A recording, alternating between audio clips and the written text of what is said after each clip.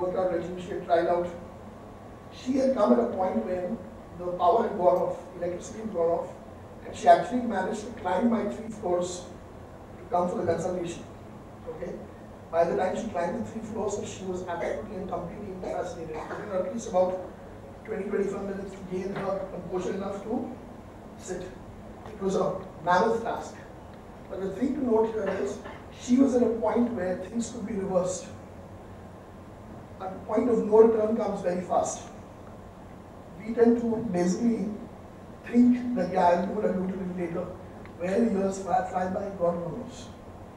Right now, 33 and at 200 kilos, she could still leave her house. She could still climb 3 stories. If she could do that, she's in a position to now reverse things. So then, I put her on a diet. What kind of diet? I will talk about that a little later. But I put her on a diet. People hate the word diet. And many people talk about, forget the word diet. Let's not diet. Let's do healthy eating. Diets are always short term. No such thing. Diets should be long term. There can be a badly designed diet and a well designed diet. Diet itself is not a bad term. Crash diets. Obviously it's a bad term. The term signifies that. But changing things around. Or when somebody comes from a dietitian and says, I like the dietitian, no, she didn't change much. I'm almost where I used to eat what I used to eat. She's not really changed much. She's really understood my psyche. And the reason why I keep on saying she is because unfortunately in our country, dietetics is taught only in home science colleges. So there are only female dietitians. That's why she keeps on coming up. But it can definitely be a he also. So the thing is that you love that dietitian. But the point is there is a pattern of eating that has put you in a particular place. In a place where it warranted in the need for you to go to a dietitian. If she has almost mirrored that kind of eating pattern and hardly need a change in your diet, how the hell are you going to change? There is no way. Drastic diets don't work, it seems. Very strict diets don't work. Every dietitian that has failed to motivate you to eat in an extremely strict fashion has failed because of one.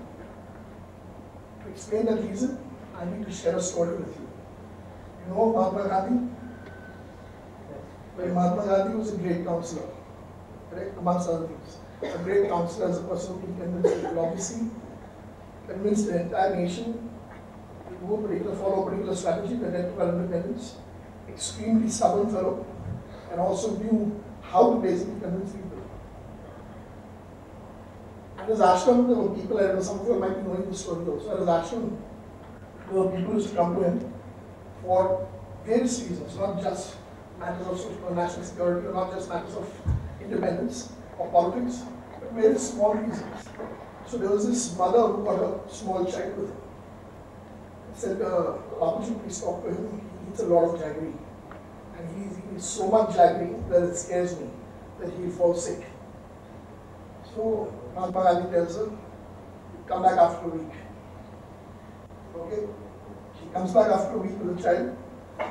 Mahatma Gandhi takes the child aside and says, listen, please, just have a little bit for enjoyment. Don't overdo it. This is really going to hurt you. It's going to hurt your health. Okay? So leave it. No convincing words. Just as simple as bad for you, leave it. And apparently the child stopped eating that much amount of jaggery, but had only a little amount of jaggery post that. Mother was overjoyed. Mother asked Mahatma Gandhi that it was so simple for you to just tell him not to have. Look at your influence. I have been telling him since months now and years not to have jaggery, and he would listen to me, and you said the same thing. You said a simple sentence, don't eat it, and I was not eating it. But if it was so simple for you, why did you put my son through another week of excessive eating of jaggery? Why did you call us back after 1 week? Why not immediately? So he said, my weakness is also jaggery. I love jaggery. I had to first get control over that urge. I had to first get control over that craving. I had to prove to myself that I can stay without jaggery for a week. And that's what will give me the right. And that's what will have that impact on a child when I get him. A person, a dietitian doesn't diet himself. A nutritionist does not follow the kind of guidelines that she gives out can never motivate you or actually inspire you or really speak yourselves. You need to follow it. I've heard so many things about what appeals to people now. Understand one thing. It's not just about looking good, being fat. If your fat is excessive, it is going to actually hamper your health, it is going to hamper your lifespan, it is going to hamper your functionality. It's not just about looking good in the mirror. That's a byproduct of fat loss. And there are so many people who now want to justify that this fitness revolution is making people obsessive. And the fitness revolution is making fat people feel bad. Feeling bad is a driver. Till you start feeling bad about it, you're not going to do anything about it. The US is the biggest culprit. First create the fitness revolution, then create these weird shows where there are only fat people dancing around and telling people it's okay to be fat, it's okay to be fat. See, I'm fat and lovely, I love myself. You should love yourself and get rid of the fat. Simple. Not just to look good. Looking good happens automatically. We are programmed to like what is functional. We are programmed to like what helps us perform better. And carrying less fat is like carrying less of a load. Automatically is going to make us perform better. Automatically is going to make us last out longer. There is absolutely, have you heard or seen dietitians that are fat themselves? A fitness professional has absolutely no excuse to be out of shape.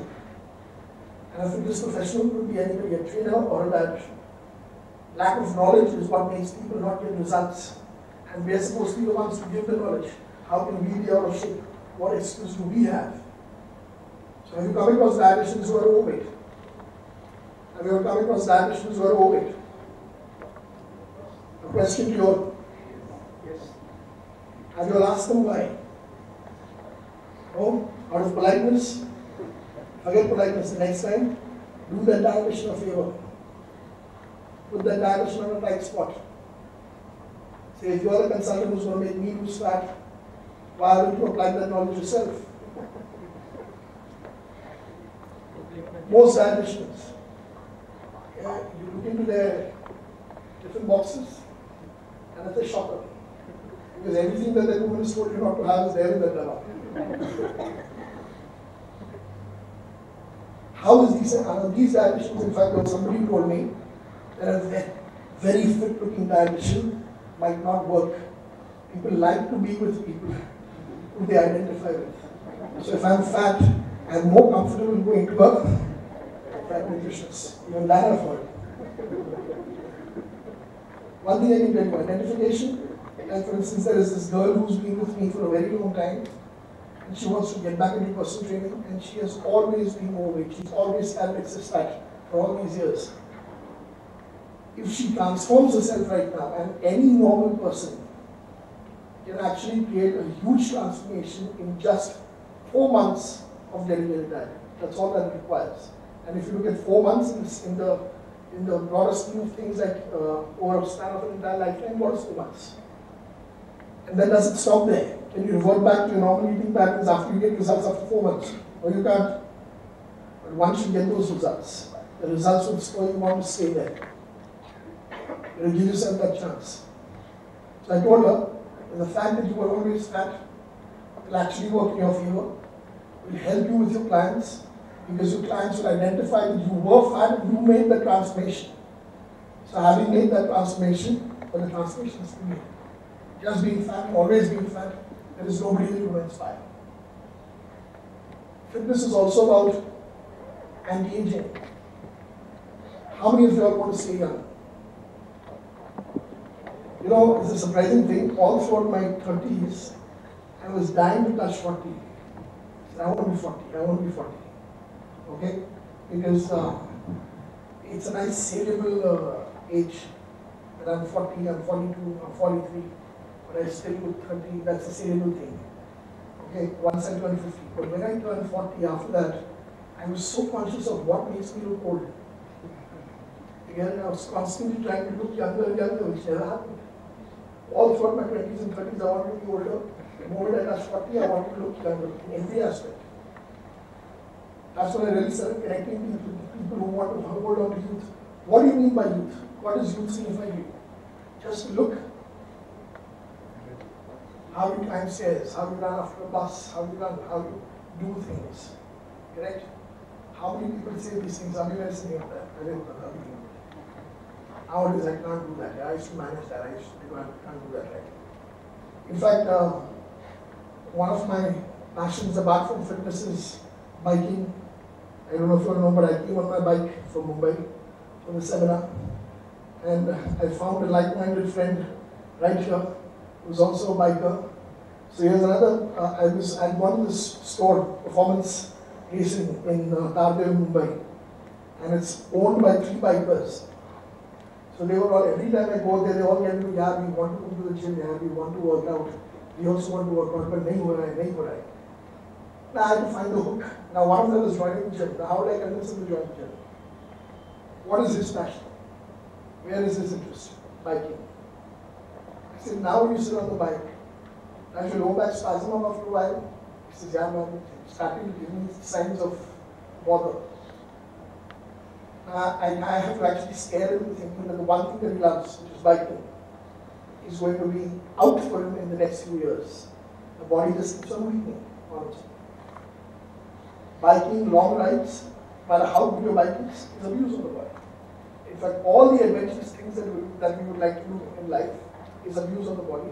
And fitness is the ability to handle that abuse. You should be able to stand that abuse. That is what fitness is. Many people confuse fitness with health. Health and fitness are 2 totally different things altogether. Today, in fact, I'm going to be talking about fitness, not that much about health. What is health? Am I a health and fitness professional? No, I'm a fitness professional. So what is health and what is fitness? 2 words that are always synonymously, always together used all the time. Anyone has an inkling? Or does it mean the same thing? Or should they always be clubbed together? Do you know that every person who's healthy need not be fit? And every fit person also need not be healthy.